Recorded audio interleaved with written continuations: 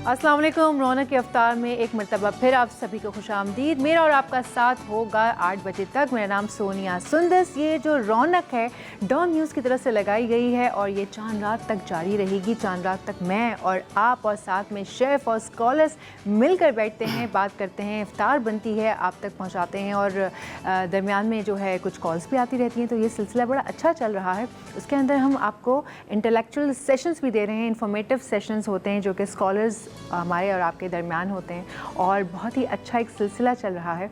जैसे अभी लगता है कि पहला रोज़ा था, दूसरा, तीसरा और आज देखते ही देखते माशाल्लाह से 23वीं शब जो है वो शुरू हो जाएगी और बहुत सारे लोग जो हैं इत्काफ़ में भी बैठ चुके हैं। जो लोग नहीं भी बैठे कोई बात नहीं, आप रोज़े रख रहे हैं, अल्लाह से दुआ करते रहिए। मेरे लिए और मेरी टीम के लिए ज़रूर दुआ करते रहिए क्योंकि हमारी पूरी कोशिश है कि हम कुछ अपनी ज़ात से, अपने अल्फाज से आपको कुछ फ़ायदा पहुंचा सकें। और साथ में इफ़्तार भी चलती रहती है और हमारे पास आते हैं डिफरेंट होटल के शेफ़। आज भी जो शेफ़ आए हैं वो बीच लग्जरी से आए हैं, शेफ़ आरिफ, उन्हें वेलकम करते हैं। अस्सलाम वालेकुम शेफ़, कैसे हैं आप? जी, अल्लाह का शुक्र। ठीक ठाक हैं, खैरियत से हैं। आज क्या बना रहे हैं आप इफ्तार में? आज हम बना रहे हैं चिकन मशरूम पेनी पास्ता है। Wow, chicken mushroom penne pasta, ये तो बहुत ज़बरदस्त डिश होने वाली है। और हम शुरू करते हैं फिर क्योंकि टाइम हमारे पास बड़ा लिमिटेड होता है। जी शुरू करते हैं इंशाल्लाह। जी बताइए जनाब, कितना इसके अंदर वो पड़ेगा? चिकन कितना हम चिकन हमने लिया तकरीबन 250 ग्राम है। ये बोनलेस चिकन है। Boneless chicken 250 gram chicken. Okay, और इसके अलावा इसमें जाएगा वाइट पेपर जाएगा इसके अंदर, वाइट पेपर, ओरिगानो जाएगा इसके अंदर, ठीक हो और चिकन पाउडर जाएगा, मशरूम जाएगा, पार्सली जाएगी और बटर जाएगा और परमानेंट चीज़ जाएगी। चलें, ठीक हो गया। जब भी किचन की बात आती है तो बात आ जाती है हाइजीन की, और हाइजीन के साथ साथ आता है डेटॉल। आपको और आपकी फैमिली को दे मुकम्मल तहफ़्फ़ुज़। ज़्यादातर बीमारियां हाथों से ही फैलती हैं, हाथों में जरासीम लगते हैं ऑब्वियसली तो बीमारियां फैल जाती हैं, लेकिन डेटॉल जो है वो आपको और आपकी फैमिली को रखे मुकम्मल तौर पर महफूज। ये देखिए आप, और डेटॉल की जो सबसे अच्छी बात है, ठीक है वो जर्म्स तो किल करता ही करता है, लेकिन इसकी खुशबू मुझे बहुत अच्छी लगती है जो कि हाथ में आपके बस के रह जाती है और हर किचन में होना ही चाहिए फॉर श्योर। और शेफ़ ने हाथ धो लिए हैं डेटॉल से और अब हम रेसिपी को प्रॉपर शुरू करेंगे। ये जो रेसिपी है ये लिटरली लाइक क्या कहना चाहिए, हर इफ्तार में जब आप जाते हैं किसी अच्छे होटल, ये हर जगह मौजूद होती है। लोग दावतों में से बनाना पसंद करते हैं। अगर आप ये रेसिपी मिस कर जाएँ तो कोई बात नहीं, सहरी में भी हमारा प्रोग्राम रिपीट होता है, अदरवाइज़ यूट्यूब पर भी अपलोड होता है। जी शेफ़, कहाँ तक पहुँचे हम? ग्लव्स पहन लिए। अच्छा, ये जो चिकन है ये मैरिनेट करेंगे हम? जी अभी मैं करूँगा ये मैरिनेट करेंगे। जी ये सबके सामने, ताकि रेसिपी सबको मालूम हो जाए ना। सबके सामने मैरिनेट होगा ताकि हमारे देखने वालों को पता चलेगा इसमें क्या चीज़ जा रही है। सबके सामने मैरिनेट होगा चिकन जो है। अब मैं पहले से करके रख दूंगा तो मालूमात कैसे लोगों को पता चलेगा ना। बिल्कुल सही। सबसे पहले इंशाल्लाह इसमें जाएगा बिस्मिल्लाहिर्रहमानिर्रहीम वाइट पेपर जाएगा, सॉल्ट जाएगा, सोया सॉस जाएगा, थोड़ा सा सोया सॉस जाएगा, तकरीबन ये हो गया। और क्या क्या इसमें थोड़ा सा गार्लिक जाएगा, गार्लिक जाएगा। जिंजर गार्लिक पेस्ट है या सिर्फ ये?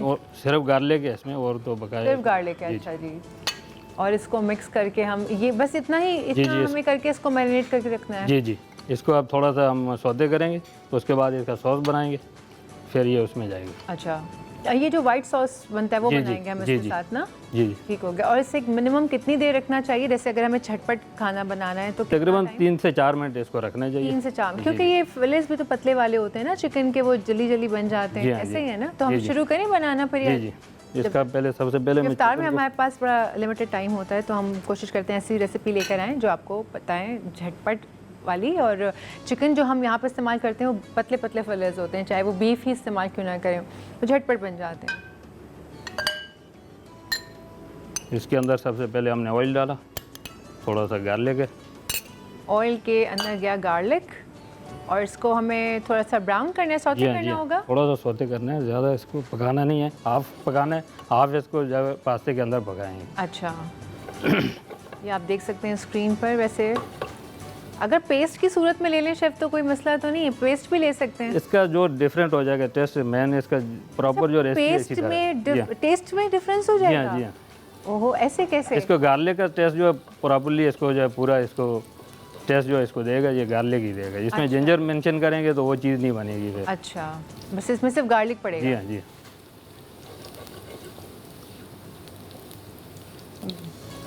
बिल्कुल ऐसा ही है कि भाई ये जो अवारी टावर्स से या जितने ये हमने भी प्रॉपर chicken जो डाला शेफ्स आते हैं ना, वो फिर पता लगता है कि शेफ़ हैं वो।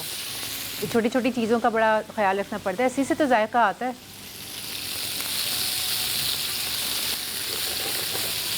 और शेफ़, अगर हम चिकन को पहले से मैरिनेट करके रख दें तो कितनी देर तक मैरिनेट होकर रखा होना चाहिए? तकरीबन 15 से 20 मिनट अगर आप रखेंगे तो ये और अच्छा हो जाएगा। अच्छा, 15 से 20 मिनट होना Yeah. चाहिए। ये देख सकते हैं आप स्क्रीन पर, और बहुत अच्छी सी खुशबू आ रही है इस वक्त, क्योंकि गार्लिक के साथ जब चिकन इस तरह से सौते किया जाता है तो बहुत अच्छा सा एक सूदिंग सा जायका तो हो ही जाता है, साथ में वो भी अच्छा होता है और खुशबू भी बहुत अच्छी आती है इसकी। इसको बना के हम रख देंगे।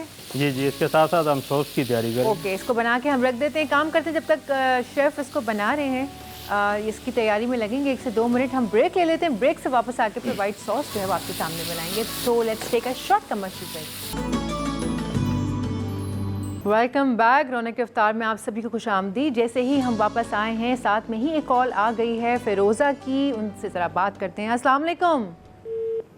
और लाइन डिस्कनेक्ट हो गई है, कोई बात नहीं, दोबारा से कर लीजिएगा। फोकस करते हैं हम कुकिंग की तरफ। हमने चिकन जो है वो तैयार कर लिया था। ब्रेक में जाने से पहले हमने आपको कह दिया था कि चिकन जो है वो तैयार हो चुका होगा। शेफ़, अब हम क्या करेंगे? White sauce? अब इसका वाइट सॉस हम बनाएंगे। चलिए वाइट सॉस बनाते हैं। वाइट सॉस के लिए क्या क्या यूज़ होगा? इसमें हमने गार्लिक डाले सबसे पहले। गार्लिक, वापस से मशरूम पेनी पास्ता हम बना रहे हैं, बच्चों बड़ों सभी का मनपसंद, और इफ्तार में स्पेशली लोग इसे अब बहुत जाएगा शौक से इसमें बनाते बटर। हैं। बटर जाएगा।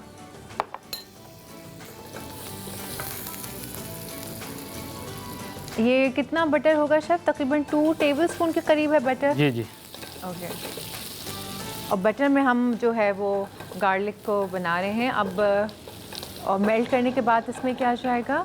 इसके अंदर अब जाएगा मिल्क जाएगा, तो उसके साथ ओरिगानो डालेंगे हम, वाइट पेपर डालेंगे, सॉल्ट डालेंगे।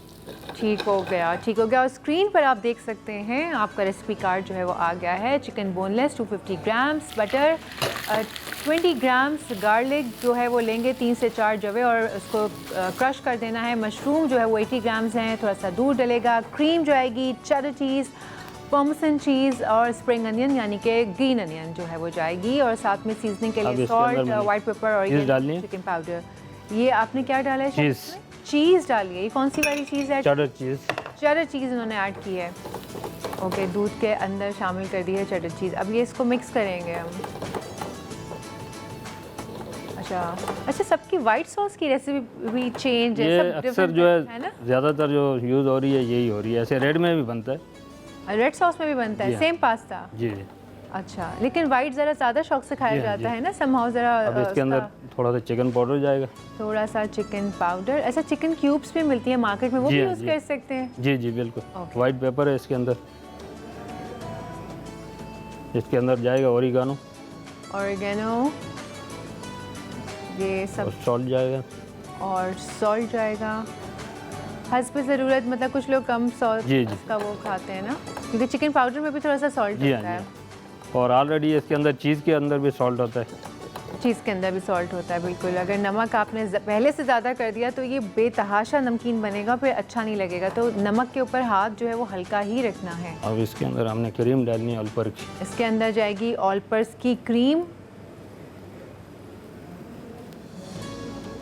ऑलपर्स की क्रीम जाएगी। और ऑलपर्स की क्रीम क्या ही वेलवेटी टेक्सचर की होती है और जायके में भी बहुत ज़बरदस्त होती है। आप मीठों में यूज़ करें, स्मूदीज़ में यूज़ करें, अब जैसे हम वो सॉस बना रहे हैं, वाइट सॉस पास्ता बन रहा है, उसमें यूज़ करें, बहुत ही ज़बरदस्त। और अब तो 10 रुपये की बचत के साथ जो है 10% आई गेस ऑफ है।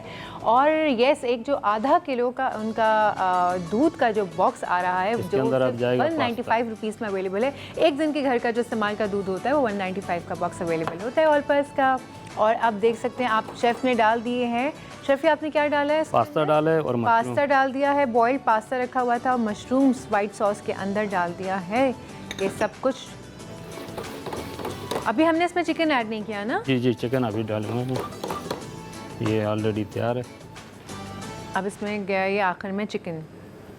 चिकन क्योंकि बिल्कुल छोटा छोटा सा कटा हुआ होता है, ये विदिन 5 मिनट्स बन जाता है, और अगर ये मैरिनेटेड हो तो ये 2 मिनट में तैयार हो जाता है। और आप देख सकते हैं ये तैयार हो चुका है, ये ऑलमोस्ट डन हो गया ना। जी, जी। इसके अंदर आप कोई चीज़ जाननी बाकी है? तकरीबन सब इसमें हो गया। अभी इसमें गार्निशिंग करनी है हमने। स्प्रिंग ऑनियन डालने हैं और पार्सली स्प्रिंग थोड़ा अनियन डालनी डालना है। है इसके अंदर, और क्या डालना है? पार्सली डालनी है थोड़ा, पार्सले डालना है। और इसके अंदर पार्सले जो है वो हरा धनिया का छोटा। जी हाँ, जी हाँ, और परमानेंट चीज़ जाएगी।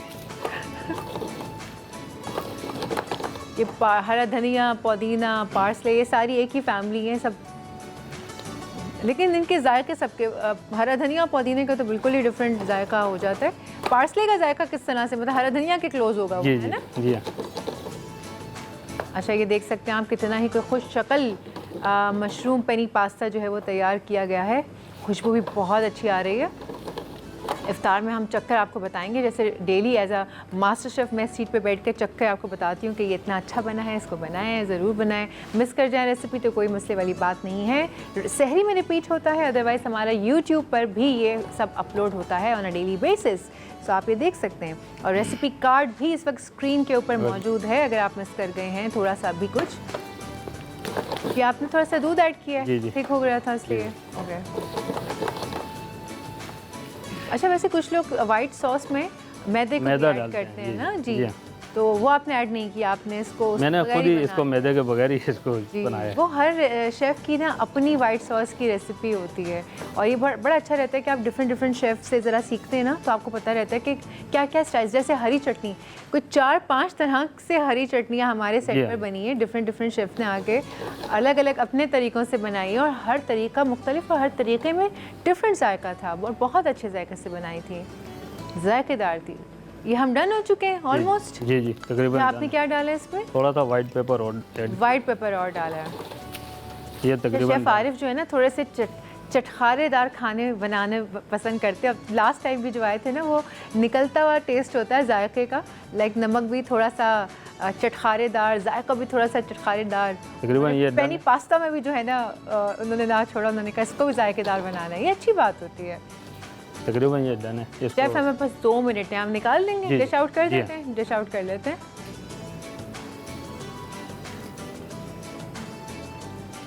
ये देखिए क्या ही गज़ब का ये। अच्छा शेफ़, ये दोनों पैन्स हटा दीजिए ताकि अच्छे से जो पैन है ना वो जग भी हटा दें, ताकि ये लोग फोकस कर सकें रेसिपी के ऊपर, और हमारे व्यूवर्स देख सकें कि आपने किस कदर ज़बरदस्त पेनी पास्ता जो है वो बनाया है। आप स्क्रीन पे देखिए, इतना प्यारा लग रहा है। ओह ओह, बस ज़बरदस्त। शेफ़ वो भी हटा दीजिएगा, जग भी हटा दीजिएगा। ये थोड़ा सा ये प्रेजेंटेशन हो गई है कंप्लीट, ये आप देख सकते हैं। ये देखिए, आहा, ज़बरदस्त, और इतना कोई अच्छा वैसे भी दिखने में भी लग रहा है, जायका भी बहुत अच्छा होगा, खुशबू बहुत अच्छी आ रही है। ऐसे जो पास्ताज वगैरह होते हैं उनकी एक ख़ास खुशबू होती है जब वो ज़बरदस्त किस्म के बने हुए होते हैं। तो ये वो पास्ता है जो तैयार हो चुका है। आप इसको अदरवाइज़ भी, जैसे घर में डिश पार्टी होती है या शाम में कोई दावत है, टी पार्टी है, कोई शाम में आ रहा है आपके घर, तो आप ये आराम से बना सकते हैं। झटपट बनता है, जायके में भी अच्छा है, और ये तकरीबन चीज़ें आपके घर में मौजूद होती हैं। इसके लिए कुछ बाहर से ऐसा मंगवाना नहीं पड़ता। आजकल तो हर कोई ये तमाम आइटम्स अपने घर में रखता है। अब हो गया है ब्रेक का टाइम। ब्रेक है वो अफ्तार वाली ब्रेक है। लाहौर, इस्लामाबाद और आसपास के शहरों में तो हो गई है अजान। अब कराची वालों को जो है वो इंतज़ार है अजान का। मैं और मेरी टीम करेंगे इफ्तार। इफ्तार के बाद हम आएंगे और फिर शेफ़ एक ड्रिंक भी बनाएंगे, तो आपने कहीं जाना नहीं है। इफ्तार करके कराची वालों चाय का कप पकड़ें और वापस आ जाइए। तो हम भी वापस आते हैं। रौनक के अफ्तार में एक मरतबा फिर आप सभी को खुश आमदीद। 7 से 8 लगती है रोज़ाना एक नशस्त, और इस नशस्त में हमारा साथ देते हैं मुफ्ती नूर रहमानी साहब और होती हैं डॉक्टर सरवत अस्करी साहिबा। अस्सलाम वालेकुम, कैसे हैं आप लोग? ठीक ठाक, खैरियत से? भाई देखते ही देखते आज जो है माशाल्लाह से 23वें की शब लग जाएगी, और आज की रात भी जागने की रात होगी, और ताक रातों में हो सकता है ये कोई शब कदर हो, आपको नहीं पता। ये जो 5 जागने की रातें होती हैं उसमें से कोई एक रात शब कदर हो सकती है। कोई भी एक रात आपकी तमाम दुआओं पे कुन फयकुन अल्लाह ताला कह सकते हैं। तो ये जो रातें हमें मिल रही है ना, ये बहुत ही अहम है। हर एक रात को मैं तो समझती हूँ कि सिर्फ ताक रात नहीं, रमज़ान की हर एक रात मुझे बहुत ही अहम लगती है। मुझे लगता है हर रात किसी भी वक्त, असर के वक्त, ज़ुहर के वक्त, फजर के वक्त, तहज्जुद के वक्त, किसी भी वक्त अल्लाह ताला आपकी बात सुन सकते हैं। ये मखसूस रातें हैं जिसमें तो कहा गया है कि आप दुआएं मांगें खुलकर। बट अदरवाइज़ भी मैं समझती हूँ कि रमज़ान गुजर जाने के बाद भी हमें, जो लोग तहज्जुद की आदत बना लेते हैं, बहुत अच्छा करते हैं। कोशिश करें कि फजर से थोड़ी देर पहले अगर आप उठ के तहज्जुद पढ़ लेते हैं तो क्या ही बात है। बस किसी न किसी तरीके से अल्लाह से राब्ते को जोड़े रखिए, ताकि ये जब अगला रमज़ान आए तो हमें इतना तकल्लुफ़ और जद्दोजहद ना करनी पड़े अल्लाह ताला से जुड़ने के लिए। वो आपकी रूटीन में होंगे। अल्लाह ताला से मोहब्बत, जैसे आपकी दुनिया में आप मशगूल होते हैं, काम करते हैं, खाना खाते हैं, सोते हैं, जागते हैं, दोस्तों से मिलते हैं, काम पर जाते हैं, दुनियावी कामों में हम जितना मशगूल होते हैं, क्यों ना हम उतना ही अल्लाह को भी अपनी ज़िंदगी में शामिल रखें। कल का दिन जुमे का दिन होगा, और ये कल का जो जुमा है ये इसलिए बहुत अहम है कि ये जुमतुल विदा भी हो सकता है कि जो अगला जुमा हो वो जुमतुल विदा हो सकता है कि ईद का दिन हो जुमे के दिन। तो इसलिए हमने सोचा कि ये जो कल वाला जुमा है ना, इसको हम एज़ अ जुमतुल विदा के तौर पर डिस्कस करें कि जुमतुल विदा के क्या फ़ज़ाइल हैं, क्या अस्कार पढ़ने चाहिए, जुमे की क्या फ़जीलत है, दुरूद शरीफ की क्या फ़जीलत है। इस तरह की हम आज की नशिस्त में बात करने वाले हैं। तो मुफ्ती साहब आपसे शुरू करेंगे। जुमा वैसे ही एक अफजल तरीन दिनों में शुमार होता है, फिर जुमतुल विदा इसकी क्या खासियत है? नहमदुहु व नसल्ली अला रसूलिहिल करीम, अम्मा बाद, फ़अऊज़ु बिल्लाहि मिनश शैतानिर रजीम, बिस्मिल्लाहिर रहमानिर रहीम। तमाम तारीफ़ें अल्लाह सुब्हानहु व तआला के लिए और दुरूद व सलाम अल्लाह के रसूल हम सब के आका हुज़ूर मोहम्मद मुस्तफ़ा सल्लल्लाहु अलैहि व आलिहि वसल्लम। देखिए हदीस रसूल सल्लल्लाहु अलैहि व आलिहि वसल्लम है कि नबी अलैहिस्सलाम ने जुम्मे को सैयदुल अय्याम का, यानी दिनों का सरदार कहा। और इसकी बहुत सारी फ़जीलत हैं कि इस दिन हज़रत आदम अलैहिस्सलाम दुनिया में तशरीफ़ लाए। हज़रत नूह अलैहिस्सलाम की जो कश्ती थी वो पार जो लगी वो भी जुम्मे का दिन है। कहते हैं क़यामत भी जो है वो जुम्मे के दिन बर्पा की जाएगी। और बहुत सारे औलिया कामीन अम्बिया अलैहिमुस्सलाम को जो वाक़यात हैं, मूसा अलैहिस्सलाम जो आपने दरिया नील का जो पार किया था, नील का दरिया मिस्र के अंदर, वो भी जुम्मे के दिन ही किया था। तो इस तरह बहुत सारे वाक़यात हैं। फिर रमज़ान मुबारक पूरा दिन, पूरा लम्हा, रात, दिन, सुबह, हर लम्हा बहुत ज़्यादा मुबारक है, क्योंकि इसमें एक फ़र्ज़ आप पढ़ते हैं तो आपको 70 फ़राइज़ के बराबर अल्लाह सुब्हानहु व तआला फ़र्ज़ अता फरमाए। और जैसे आप एक रोज़ा आप रख रहे हैं, अल्लाह ना करे कोई मजबूरी की हालत में रोज़ा उससे निकल जाता है, बीमार हो गया, वो ज़िंदगी भर भी रोज़ा रखे तो जो रमज़ान के रोज़े का सवाब है उसके बराबर नहीं हो सकता।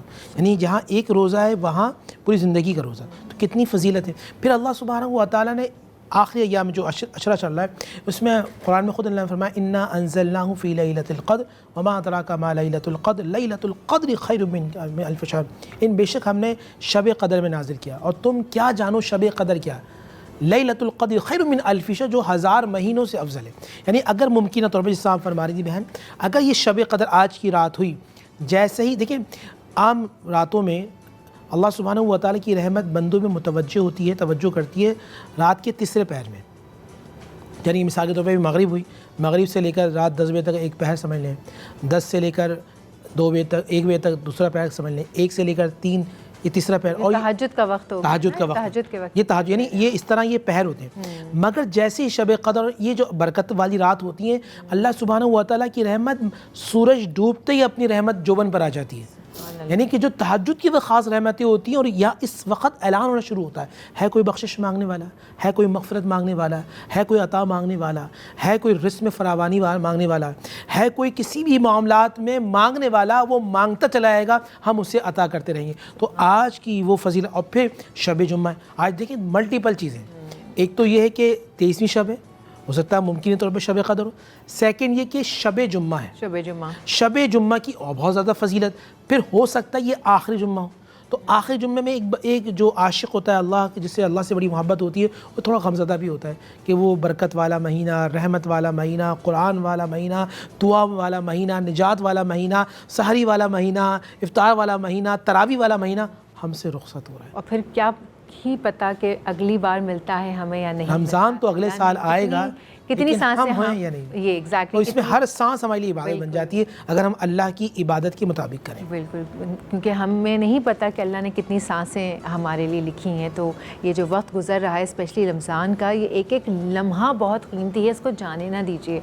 अल्लाह को राज़ी करने में लग जाइए, अपनी दुआएं मांगने में लग जाइए। क्या अल्लाह ताला ख़ुद नीचे आके कह रहे हैं कि भाई मांगो जो मांगने, इससे बड़ी इबादत आप लोग के लिए क्या हो सकती है? आप क्या कहेंगे इस बारे में?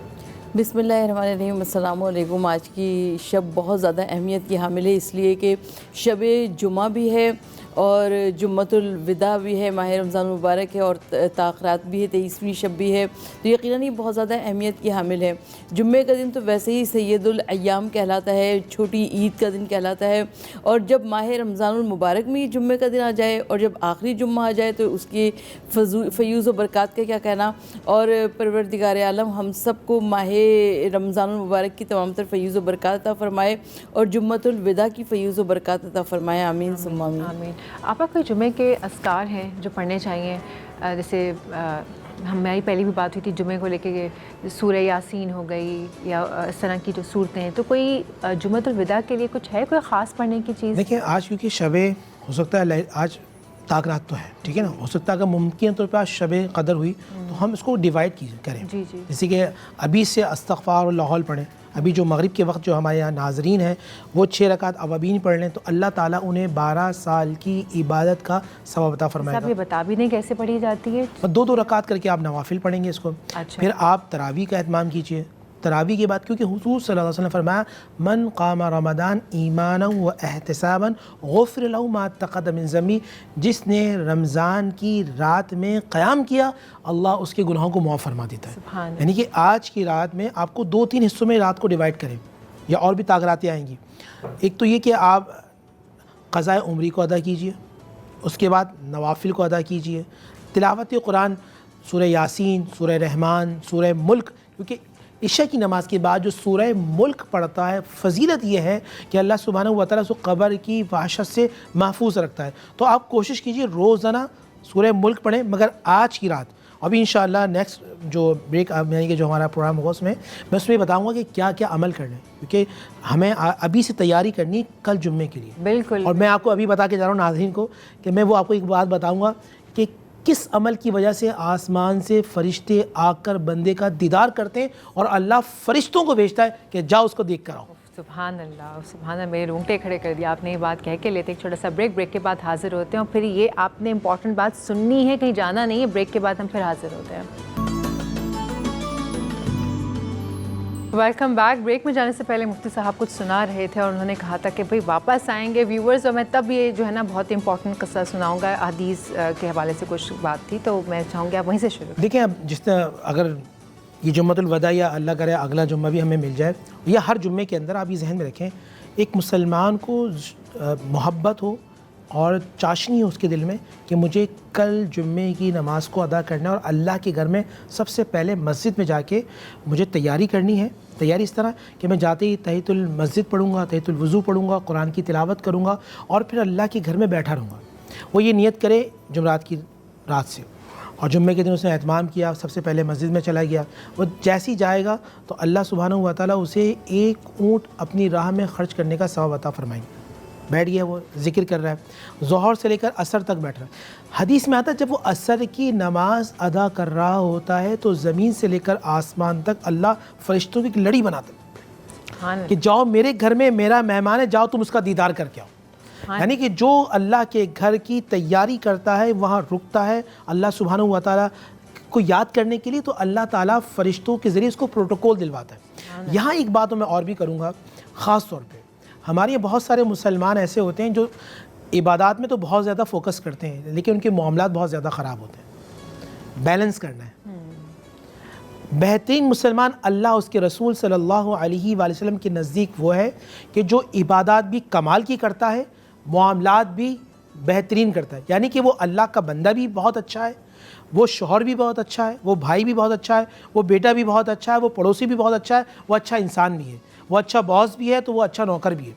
इस तरह की जो आदमी होता है वो अल्लाह उसके रसूल सल्लल्लाहु अलैहि वसल्लम के नज़दीक बेहतरीन होता है। सिर्फ इबादत नहीं है बल्कि दीन पूरा एक पैकेज का नाम है, जहाँ अकायद हैं, जहाँ इबादत हैं, जहाँ मामलात हैं। तो आज के जो आपने कहा ना हमें क्या करना चाहिए, आज की रात हमें अपने आमाल पे नज़र सानी करना चाहिए।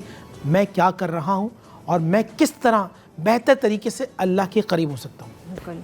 आपा, अगर जो मुफ्ती साहब ने कहा मर्दों के हवाले से अगर वही बात हम ख़वातीन के हवाले से देख लें तो ख़वातीन को क्या करना चाहिए? अच्छा, ख़वातीन और मर्दों में कोई फ़र्क नहीं है, इसलिए कि परवरदिगार आलम जब कुरान मजीद में जहाँ पर ईमान लाने वाले मर्दों का तज़किरा करता है वहाँ पर ईमान लाने वाली औरतों का तज़किरा करता है।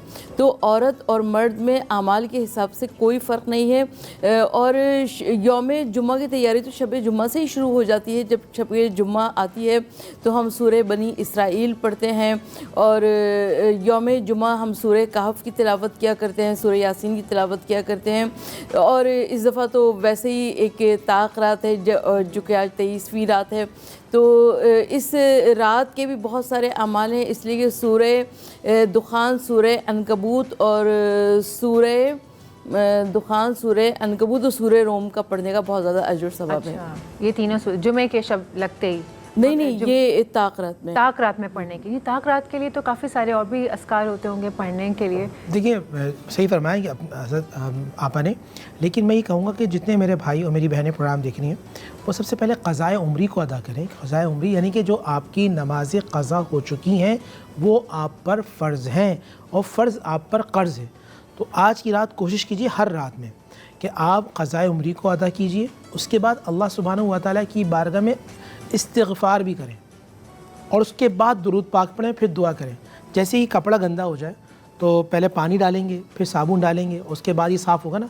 तो दिल गंदा हो जाए तो दिल को इस्तिग़फ़ार की अस्कार और ज़िक्र से साफ़ करें, फिर दुरूद मुस्तफ़ा पढ़ के उसको दिल को महकाएं, फिर अल्लाह की बारगाह में हाथ उठा के दुआ करें तो अल्लाह ताला दुआ कबूल फरमा लेगा। क्योंकि जब बंदा गुनाह करता है तो दिल पे एक टॉट लगता है, गुनाह करता रहता है तो दिल काला हो जाता है। जब काला हो जाता है तो नमाज में मज़ा नहीं आता, कुरान पढ़ने में दिल नहीं लगता, नाउज़ुबिल्लाह। फिर ऐसी गफलत आती है कि बंदा हाथ उठाने से भी अल्लाह की बारगाह में कासिर हो जाता है। तो जितना इस्तिग़फ़ार करेंगे तो इंशाअल्लाह अल्लाह सुब्हानहू व तआला करम फरमाएगा। बहुत ही आपने सही बात कही कि दिल इतना तारीकी में डूब जाता है, इतना तारीकी में डूबा हुआ होता है कि नमाज़ों में दिल नहीं लगता, नमाज़ पढ़ने को दिल नहीं लगता। तो इस्तिग़फ़ार करते रहना चाहिए ताकि दिल में नूर पैदा हो, दिल अल्लाह की तरफ राग़िब हो। वक्त हो जाता है एक छोटे से ब्रेक का, ब्रेक लेते हैं, ब्रेक के बाद हाज़िर होते हैं।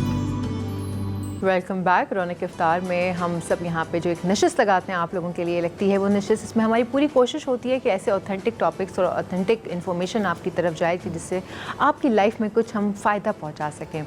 आज हमने बात की कि अगर कल जुम्मतुल विदा हो जाता है तो फिर उसके क्या फ़ज़ाइल हैं, और साथ ही आज एक खूबसूरत रात है यानी कि ताक रात है।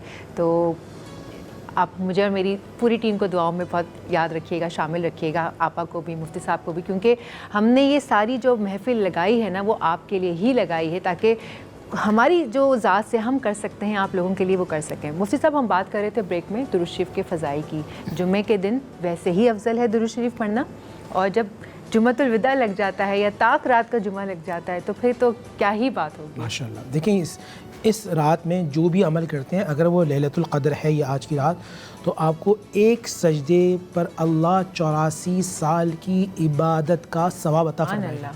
और हर शब जुम्मा यानी जुमरात, आम लोगों को समझाने के लिए, हर जुमरात की फ़जीलत ये है कि जो शख्स नबी अलैहिस्सलाम पे दुरूद पढ़ता है, अल्लाह के नबी सल्लल्लाहु अलैहि वसल्लम उससे जवाब देते हैं। जैसे मैं आपसे कहता हूँ अस्सलामु अलैकुम तो आप कहेंगे वालेकुम अस्सलाम। तो आप नबी अलैहिस्सलाम पे दुरूद पढ़ते हैं तो मदीने से आपके लिए जवाब आता है। कुरान में अल्लाह फरमाते हैं इन्नल्लाह व मलाइकतु युसल्लूना अलन नबी या अय्युहल्लज़ीना आमनू सल्लु अलैहि व सल्लिमू तस्लीमा।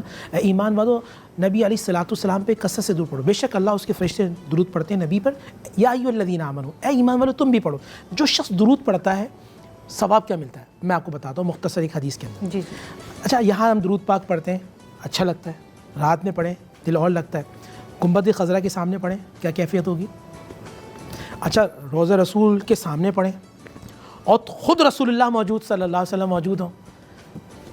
अब तसव्वुर में जाएं, एक हदीस है जो मैं खाका पढ़ता हूँ तो अजीब सी कैफियत होती है कि रसूलुल्लाह मिंबर रसूल पे मौजूद हैं और सहाबी उनको देख के रसूलुल्लाह पे दुरूद पढ़ रहे हैं। आए कहने के या रसूलुल्लाह सल्लल्लाहु अलैहि वसल्लम, मैं इबादत के 4 हिस्से होते हैं ना, एक हिस्सा आप पे दुरूद पढ़ूँ और 3 हिस्से इबादत करूँ।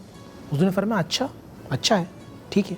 पढ़ते पढ़ते चेहरे मुस्तफ़ा को देख रहे हैं, फिर कुछ देर के बाद आए या रसूलुल्लाह, मैं 2 हिस्से आप पर दुरूद पढ़ूँ और अपने वक्त में से 2 हिस्से इबादत करूँ। हुज़ूर ने फरमाया अच्छा है। फिर कुछ देर के बाद आए बैठे बैठे या रसूलुल्लाह, मैं 3 हिस्से आप पे दुरूद पढ़ूँ और 1 हिस्सा इबादत करूँ। फिर जब 4थी मरतबा या रसूलुल्लाह मैं सिर्फ आप पे दुरूद पढ़ूँ तो हुज़ूर ने फरमाया तुम्हें मांगना नहीं पड़ेगा, अल्लाह तुम्हें बिन मांगे अता फरमाए। सुभान अल्लाह। जो शख्स नबी अलैहिस्सलाम पे दुरूद पढ़ता है, एक इमाम काबा गुजरा अभी हालिया के शेख सालेह, जब शेख सालेह की ओपन हार्ट सर्जरी हुई अभी कुछ साल पहले की इमाम काबा है, तो वो खुद कहते हैं, उनका बयान है शेख सालेह का, इमाम काबा का, कहने लगे मेरी जब ओपन हार्ट सर्जरी हुई, जब मैं होश में आहिस्ता आहिस्ता, तो ये लबनानी जो थे वो नर्स थी, वो डॉक्टर बात कर रहे थे कि जो कुछ इनकी वैंसिस हैं ये अभी भी डैमेज है। तो जैसे ही मैं होश में आया तो मैं परेशान था, तो जो लबनानी जो औरत थी नर्स, उसने मुझे कहा, देखते कहा, या सालेह सल्ली अला मुहम्मद सल्लल्लाहु अलैहि वसल्लम, ए सालेह आप नबी पे दुरूद पढ़े। वो कहते हैं मैं नबी अलैहिस्सलाम पे दुरूद पढ़ते पढ़ते फिर बेहोशी चला गया। जब मैं होश में आया तो इस आवाज़ से होश में आया था कि अल्लाह का करम है कि शेख सालेह का जो ओपन हार्ट सर्जरी है वो कामयाब भी हो गई और मुकम्मल भी हो गई। तो अल्लाह सुब्हानहू व मेरे वालिद साहब रहमतुल्लाह फरमाते थे, हर मर्ज़ की दवाएँ सल्ले अला मुहम्मद। आप बीमारी में पढ़ेंगे, परेशानी में पढ़ेंगे, तकलीफ़ में पढ़ेंगे, दुरूद पाक है क्या? एक मुसलमान, मैं आपसे पूछता हूँ, यहाँ से पूछता हूँ, आपसे पूछता हूँ, दुरूद पाक किसे कहते हैं? तो आप कहेंगे दुरूद पाक का मतलब होता है दुआ। अब मैं आपसे कहता हूँ, क्या नबी अलैहिस्सलाम को दुआ की ज़रूरत है? आप कहेंगे नहीं, वो तो वमा अर्सलना का इल्ला रहमतुल लिल आलमीन है।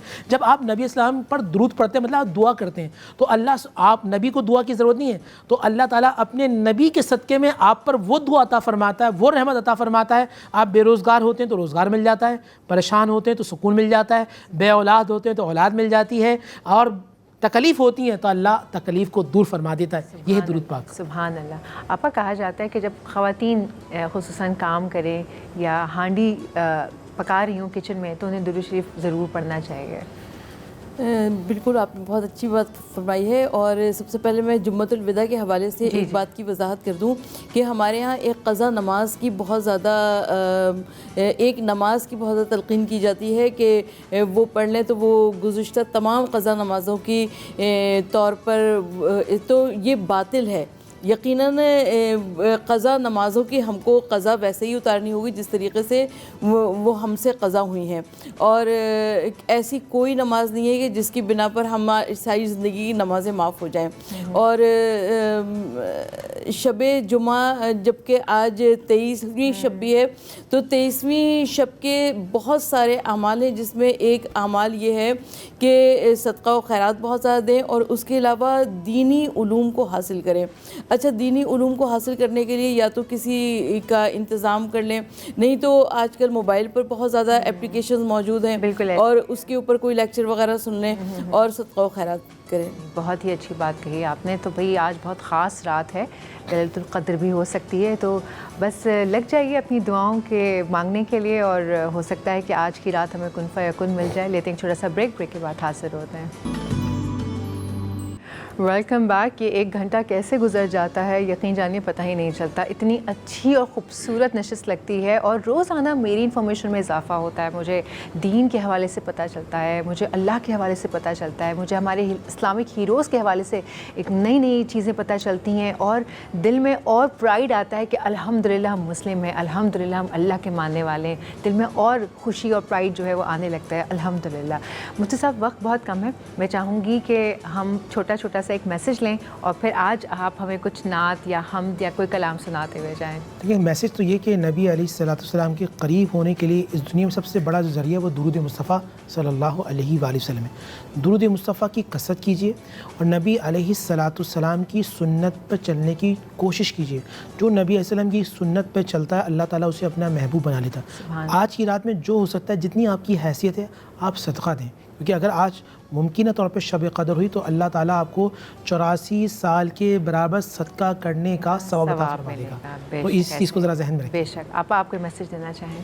परवरदिगार आलम कुरान मजीद में इरशाद फरमा रहा है कि अल्लाह मलाइकतहु यसल्लूना अलन नबी या अय्युहल्लज़ीना आमनू सल्लु अलैहि वसल्लिमु तस्लीमा, यानी हुज़ूर नबी करीम सल्लल्लाहु अलैहि वसल्लम के ऊपर दुरूद तो ख़ुद परवरदिगार आलम भी भेजता है, और वो वहदहु ला शरीक भी हमारे साथ शरीक होता है जबकि हम दुरूद पढ़ते हैं।